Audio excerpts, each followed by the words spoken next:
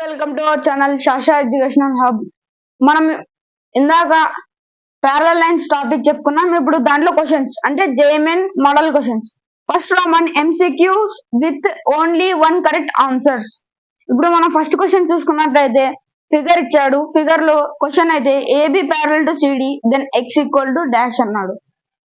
ఇప్పుడు ఆప్షన్స్ కూడా ఏబిసిడి ఇచ్చాడు. Now solution given that AB parallel to CD అంటే ఏబి ప్యారలల్ టు సిడి ఇది మన క్వశ్చన్ లోనే ఇచ్చాడు. నెక్స్ట్ ఇవి ప్యారలల్ లైన్స్ అయితే కంపల్సరీగా ట్రాన్స్వర్సల్ లైన్ ఉంటుంది. ట్రాన్స్వర్సల్ లైన్ ఇది. ఇప్పుడు మనకు కావాల్సింది ఎక్స్ వాల్యూ.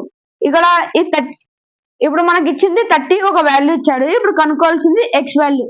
ఇప్పుడు మనకు ఒక ప్యారలల్ లైన్స్ లో ఒక రూల్ ఉంది. ఆ రూల్ ఏమిటంటే అల్టర్నేటివ్ ఇంటీరియర్ యాంగిల్స్ అనేవి ఈక్వల్.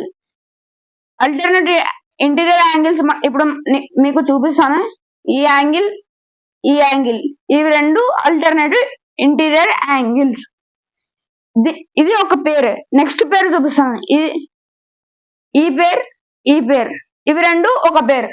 ఈ రెండు పేర్స్ ని అల్టర్నేటివ్ ఇంటీరియర్ యాంగిల్స్ అంటారు.